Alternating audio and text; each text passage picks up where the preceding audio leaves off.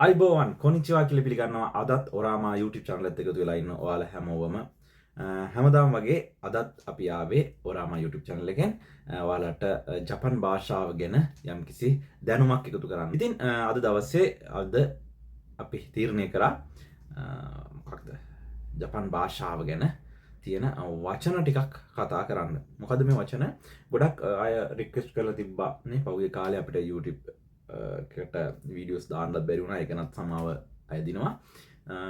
ඒ අතරේදී අපිට ගොඩක් අය කමෙන්ට්ස් කරලා තිබ්බා මෙන්න මේ දේවල් පොඩ්ඩක් අපිට කියලා දෙන්න කියලා. මොනවද? තමන් ඉස්සරෝම ජොබ් එකකට යනකොට ඒ ජොබ් එකේදී භාවිත වෙන වචන නේ වචන පිළිබඳව පොඩ්ඩ අවබෝධයක් තියෙන්න ඕනේ. මෙන්න මේ වචන ටිකක් දැනගත්තොත් අපිට තව පහසුවේ රස්සාව කරගන්න වැඩ අල්ලගන්න ලේසි වෙයි කියන යෝජනාව තියෙනවා. එතකොට ස්ථාන ඒ අය වැඩ කරන ස්ථාන වෙනස් වෙන නිසා අපි හිතුවා මේක වීඩියෝ එකකින් ඒ සම්පූර්ණම දේ කියන්න බෑ. අපි මේ ස්ථානයට අදාළ කතා වෙන වචන ටික අපි මේ වීඩියෝ එකකිනුත් වෙනත් ස්ථානයක කතා කරන වචන අපිට වෙනත් ස්ථානයකිනුත් වෙනත් වීඩියෝ එකකිනුත් කතා කරමු කියන අදහසත් එක තමයි අපි මේ අද පළවෙනි වීඩියෝ එක විදිහට අරගෙන එන්නේ.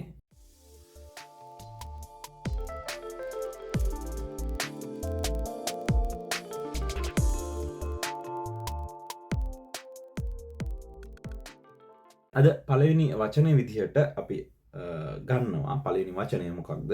ඉස්සරවම උයනවට කියන්න මොකක්ද? රෙස්ටොරන්ට් එක ගොඩක් වෙලාට මේ කිචන් එකේදී භාවිත කරන වචනයක් නේ. රෙස්ටොරන්ට් එකේ කිචන් එක තමයි අද දවසේ බේස් කරන්නේ. ඒ නිසා කිචන් එකක් වැඩ කරන් කිචන් එකක වැඩ කරන් ඉන්නව නම් මෙන්න මේ වචන ටික ගොඩක් වැදගත් වෙනවා. හරි. එහෙනම් උයනවට අපි මොකද්ද කියන්නේ? ඒක අපි ඉස්සරම දැනගන්න ඕනේ. උයනවට උයනවා. කෑම වලට කියනවා අපි රියෝරි කියලානේ. රියෝරි ඕෂිමස් රියෝරි ඕෂිමස් රියෝරි ෂිමස් උයනවා කියන එක. රයිට්. එතකොට කොහොමත් උයනවා කියන එක කිචන් එක වෙන දෙයක් නේ. ඒක එතකොට අතර පොදු වචනයක් වගේ වෙනවා. යම් කිසි දෙයක් අපි හදනවට නේ. දැන් උයනවා කියන්නේ රියෝරි ඕෂිමස් නේ. ඒක මතක තියාගන්න වචනයක් විදියට. එතකොට හදනවා මොනවද හදනවා? එහෙනම් අපි හිතමු පාස්ටා එකක් හදනවා නේ. රාමෙන් එකක් හදනවා. මොනවද හදනවා වගේ දෙයක් කියද්දි හදනවා කියන වචනට අපිට අපි ජපනීස් වලින් කියනවා. අපි ජපනීස් වලින් කියන්නේ සුකුරිමස්. සුකුරිමස්. ඕකේ ඩික්ෂනරි ෆෝම් එක විදිහට සුකුරු කියලා අපිට භාවිත කරන්න පුළුවන්. එහෙනම් හදනවා කියන වචනේ තේරුම නැත්නම් හදනවා කියන වචනයට අපි ජපනීස් වලින් කියන්නේ සුකුරිමස්. රයිට්. ඕකේ අපි තියෙනවා එක එක ෆෝම්ස් තියෙනවානේ. තේ ෆෝම්, නයි ෆෝම්. ඒ වගේ ෆෝම්ස් තියෙනවා. ඒවා අපි ගැඹුරින් කතා කරමු අනිත් වීඩියෝ වලදී ග්‍රැමර් වීඩියෝ වලදී අපි ගැඹුරින්ම කතා කරමු. දැනට මම අද දවසේ අපිට අරමුණ තියෙන්නේ මෙන්න මේ වචන මොනවද කියලා දැනගන්න එකත් එක්ක. ඒ නිසා ඩික්ෂනරි ෆෝම් එකෙන් මම කියන්න යන්නේ මේ වචන කොහොමද ප්‍රොනවුන්ස් කරන්නේ කියන එක. නිසා දෙකක් ඉගෙන ගත්තා. රියෝරි ඕෂිමස්, රියෝරි ෂිමස් එහෙම නැත්නම් අය සුකුරිමස් එහෙම නැත්නම් හදනවා කියන එක.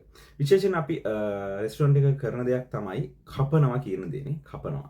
හැමෝම දන්නවා. ගොඩක් අය දන්නවා. අපි කලින් වීඩියෝ එකකුත් තිබ්බා ඔය කපන සම්බන්ධ නිසා බලමු නැතේ අනිවාර්යෙන් බලන්න කියලා ආරාධනා කරනවා. කපනවට අපි කියනවා කිරිමස් කියලා. කිරිමස් නැත්තම් කිරු කියන ඩික්ෂනරි ෆෝම් එකකින් අපිට කියන්න පුළුවන්. කිරිමස් කියන එකම තමයි කිරු කියලා කියන්නේ. එහෙනම් කිරිමස් කියලා කියන්නේ කපනවට, හදනවා, කපනවානේ. හදනවට සුකුරිමස්, කපනවට කිරිමස් කියලා අපි භාවිත කරනවා. නම් කිරිමස් කියලා කියන්නේ කපනවට. ඊළඟට මොන හරි දෙයක් මික්ස් කරනවානේ. යම් කිසි දෙයක් මික්ස් කරනවා. කවුරු හරි අපිට කියනවා මික්ස් කරන්නනේ. නැත්තම් මික්ස් කරනවා කියන වචනේට අපි කොහොමද කියන්නේ? මික්ස් කරනවට කියනවා නේ. යම් කිසි දෙයක් අනනවට අපි කියනවා මසේරු නැත්නම් මසේමස් මික්ස් කරනවට. හිතමු ලුණු ටිකක් දාලා මොන හරි කරලා ඒ ටික අනනවා කියලා නේ. අනනවා නේ. මසේරු කියලා කියනවා අපිට. වචනේ මසේමස් කියලා තමයි ඔකට කියන්නේ. මසේමස්. රයිට්. ඊළඟට රත් කරනවට යම් කිසි දෙයක් අපි හිතමු නේ රෙන්චි එකේ නැත්නම් මයික්‍රෝවේව් oven එකේ රත් කරනවා. මොන හරි දෙයක් රත් කරනවා. නැත්නම් මොකක් හරි ප්ලේට් එකේ දාලා රත් කරනවා. මොකක් රත් කරනවට කියන අපි අත තමයි මස්. ඔක ඔන්න රෙස්ටොරන්ට් වල විතර නෙවෙයි කොම්බිනි ගහන කොම්බිනි වල වැඩ කරන ඔයාලටත් අවශ්‍ය වෙන දෙයක් තමයි අත තමයි මස්. අත තමයි මස් කියන්නේ. ඒ කියන්නේ රත් කරනවට තමයි කියන්නේ අත තමේරු නැත්නම් අත තමයි මස්. අත තමයි මස්. එතකොට අපි ඉගෙන ගන්නවා අත තකයි කියලා කියන්නේ රස්නේ කියන එකනේ. ඒ අදහසත් එක්ක හැදිච්ච ක්‍රියාපදයක් වෙන්න ඇති. අතතමෙමස් කියන්නේ රත් කරනවට. හරි යම් කිසි දෙයක් ගානවා. අපි හිතමුනේ පාන් පෙත්තක චීස් ගානවා. නැත්නම් බටර් ගානවා. හරි ගානවා. ගානවට අපි කියනවා නුරු නැත්නම් නුරි මස් කියන වචනේ භාවිතා කරනවා. ගානවා, ගල්වනවානේ, ගානවා නුරු. එතකොට ඔකදී ඒ වගේ දෙයකට භාවිතා කරන්න පුළුවන් නුරු කියන එක පේන්ට් එකක් නේ. බිත්ති වල පේන්ට් ගානවා, වාහන වල පේන්ට් කරනවා. ඒකවල භාවිතා කරන්න පුළුවන් නුරි මස් නැත්නම් නුරු කියන එකනේ ගානවා. බෙහෙත් උනත් අපි අතේ මොන හරි බෙහෙත් ගානවා නම් අපි කුස්තුරියෝ නුරි මස් නැත්නම් නුරු කියන එක වචනේ භාවිතා කරනවා. එහෙනම් නුරි මස් කියලා කියන්නේ නුරි මස් කියලා කියන්නේ ගානවට ආලේප කරනවට. රයිට් අපි මොකක් හරි කෑමක් හදලා අපි ඉහිනවට නැත්නම් තල වගේ දේවල් අපි ඉහිනවට නැත්නම් ලුණු ඉහිනවටනේ අපි සාමාන්‍ය වචනයක් පොදු වචනයක් වගේ භාවිත කරනවා කකේරු නැත්නම් කකෙමස් කියලානේ. කකේරු කියලා කියන්නේ ඉහිනවා වගේ අදහසක් එන්න තමයි අපිට භාවිත කරන්නේ කකිතේ කුදසයි නැත්නම් ඉහින්න. හරි ඊට පස්සේ පොදු වචන ටිකක් හිතුවා කියන්න ගන්නවට කියනවා අපි යම් කිසි දෙයක් ගන්නවට නේ කොතන හිටියද දෙයක් ගන්නවට තොරිමස් කියලා කියනවා අපිනේ. කොතින් හරි ගන්නවා ඒකට කවුරු හරි අපිට කියන්න පුළුවන් වැඩ කරේදී තොත්තේ කුදසයි තොත්තේ නැත්තම් කියලා කිව්වහම ගණ්ඩ කියන අදහස තමයි එකෙන් කියන්නේ. එහෙනම් තොරිමස් කියලා කියන්නේ ගන්නවට.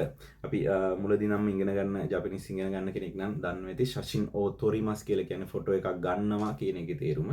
නම් ගන්නවා කියන අදහස තමයි තොරිමස් තොත්තේ කුදසයි කියන්නේ ගණ්ඩ කියන එක. එතකොට තොරිමස් කියන්නේ ගන්නවා කියන ක්‍රියාපදය. රයිට් ඊළඟට යම් කිසි දෙයක් තියෙනවා නම් එතන අපහු තියෙනවා නම් ඔකිමස් කියන වචනේ භාවිත කරනවා. යම් කිසි ගත්ත දෙයක් හෝ තියෙනවා නම් නැත්නම් යම් කිසි දෙයක් තියෙනවා නම් යම් කිසි ස්ථානයක ඔකිමස් නේ ඔකිමස් කියන එක. එතකොට ඔක තේ ෆෝම් එක විදිහට ඔයිතේ වෙනවා. ඔයිතේ කුදසයි ඔතනින් තියන්න කියන එක තමයි තියෙන්නේ. මේ ඔතනින් නම් කොකොනි ඔයිතේ කුදසයි කියන වචනේ භාවිත කරන්න පුළුවන්. හැබැයි ඔකිමස් කියලා කියන්නේ තියෙනවා කියන කතන්දරේ. එතකොට මේ වචනේත් එක්ක පටල ගන්න එපා. අරිමස් නැත්නම් ඔකිමස් කියලා කියන්නේ සිංහල වචනයක් විදිහට තියෙන්නේ දෙකේම එකම වචනේ තියෙන්නේ එකම තේරුම එනවා වගේ අදහසක් තියෙන්නේ තියෙනවා කියන එක. ඒ නිසා ඔකිමස් කියන එකයි අරිමස් කියන එකයි වෙනස්. හරි. ඒ නිසා මේ දෙකේ වෙනස වෙනම අපි ලියා ගන්න ඕනේ. ඒ නිසා මේ වීඩියෝස් නැවත අපි අනිවාර්යෙන්ම ගැන කතා කරනවා උතන හරි. මේකත් එක්ක ඉන්න දැනට මොකක් හරි දෙයක් තියෙනවා නම් කොතන හරි අරගෙන යම් කිසි දෙයක් කොතන හරි තියෙනවා නම් අපි ඔකිමස් කියන වචනය තමයි භාවිත කරන්නේ. අමතක කරන්න එපා ඔකිමස්. හරි. ඊළඟට අපි ක්‍රියාපදවල අවසාන වචනේ විදිහට පෙර සූදානම් වෙනවද නැත්නම් නේ කලින් ලෑස්ති වෙනවා යම් කිසි දෙයකට ඕනම දෙයක් එහෙමයි දැන් රෙස්ටොරන්ට් එක කරන්නේ එන ඕඩර්ස් හදලා දෙන එක. මේ කිචන් එකක් නම් කරන්නේ. එතකොට ඒවට හද අවශ්‍ය වෙන දේවල් අපි කලින් පෙර සූදානම් කරලා ලෑස්ති කරලා තියන්න ඕනේ. ඔකට අපි දන්න වචනයක් තියෙනවා හැමෝම පොදුවේ කතා කරන වචනයක් තියෙනවා ජුම්බි ඕ ශිමස් ජුම්බි සුරු කියන වචනේ භාවිත කරනවා. ජුම්බි කියලා කියන්නේ පෙර සූදානම් කරන කියන අදහස දෙන්නේ ජුම්බි ඕ ශිමස් ජුම්බි සිතේ කුදසයි. ඒ කියන්නේ ජුම්බි කරන තියන්නේ ගන්න ඕඩර් එක ආපු ගමන් දෙන්න පුළුවන් විදිහට පෙර සූදානමක් කරලා තියන්න කියන එක තමයි ඒකෙන් කියන්නේ. නිසා ජුම්බි ඕ ශිමස් ජුම්බි ශිමස් කියලා කියන්නේ පෙර සූදානම කිරීමට තමයි ජුම්බි ශිමස් කියලා කියන්නේ. රයිට් ක්‍රියාපද 10ක් අපි සාකච්ඡා කරා. මේ ක්‍රියාපද 10 හොඳට මතක තියාගන්න. දෙක මම කියන්නේ යන්න දැන් නාමපද 10කට යනවා අපි. රයිට් හරි පළවෙනි එක විදිහට පිඟානයට අපි කියනවා ඔසරා සරා කියලා කියනවා අපි. සරා කියලා කියනවා. ඒකට පොලයිට් කරන නිසා ඔසරා කියන වචන අපි භාවිත කරනවා පිඟානකට. හැඳි වලට කියනවා සුපූන්. ඉංග්‍රීසි වලින් වචනයක් කතගෙන ලියවෙන්නේ සුපූන්. සුපූන් කියලා කියනවා. හැන්දට නැත්නම් හැඳි වලට කියනවා අපි සුපූන් කියලා. ඊළඟට මුට්ටි නැත්නම් අපි හට්ටි මුට්ටි ඒ කියන්නේ කෑම හදන්න ගන්න භාජන වලට අපි කියනවා නබේ කියලා. නබේ. හරි ෆුයු කාලෙට නැත්නම් වින්ටර් එකට එන විශේෂ කෑමක් තියෙනවා නබේ රියෝරි කියලා. නබේ වලින් නබේ සම්බන්ධ රියෝරි එකක්. එහෙනම් අමතක කරන්න එපා. නබේ කියලා කියන්නේ මුට්ටි නැත්නම් හට්ටි ඒ උයන්න ගන්න මේකකට තමයි නබේ එකක් කියලා කියන්නේ නබේ කියලා කියනවා.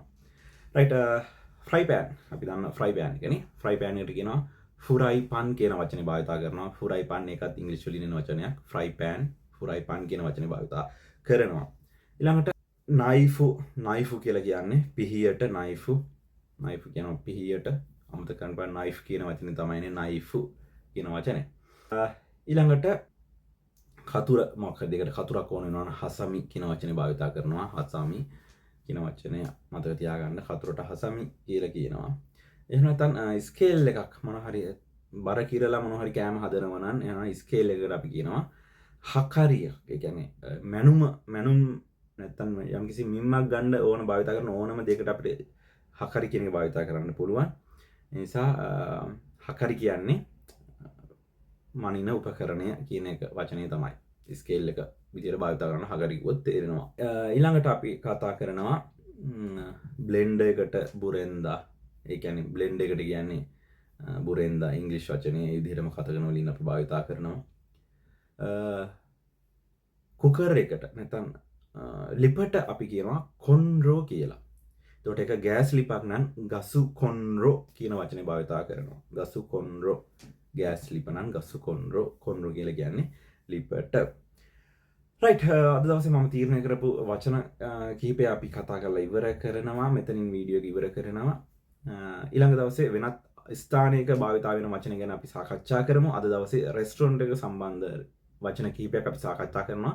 මීට අමතරව තව වචන ටිකක් ඕනේ නම් අපි ඩීප්ලි අපි කතා කරගමු. තව වචන තව මම හොයාගෙන කතා කරමු. දැනට ප්‍රධාන වශයෙන් මෙන්න මේ වචන ටික පාඩම් කරගෙන ඔයාලා පටන් ගන්න අලුත් රැකියාව සාර්ථක වෙන්න කියලා ප්‍රාර්ථනා කරනවා. නැත්නම් දැනටමත් රැකියාව පටන්ගෙන තියෙනවා නම් ඒක හොඳින් කරගෙන යන්න ප්‍රාර්ථනා කරනවා. ජපානයේ අලුත් වචන ඉගෙනගෙන අලුත් දේවල් ඉගෙනගෙන ඉදිරියට යන්න කියලා විශ් කරනවා. එහෙනම් අපිත් මෙතනින් සමුගන්නවා. ප්‍රශ්න තියෙනවා නම් කමෙන්ට් දාන්න, ලයික් කරන්න, මේක ෂෙයා කරන්න ඔයාලගේ යාළුවන්ටත් බලන්න. ඒ ඉල්ලීම කරන ගමන් අපි සමුගන්නවා. නැවතත් මේ වගේ වටිනා වීඩියෝ එකක් එක්ක ඔරාමා YouTube channel එක ඔයාලා වෙනුවෙන් පැහැදිලා ඉන්නවා. සැදී පැහැදී ඉන්නවා. එතෙක් ඔයාලට සුබ දවසක්. ජය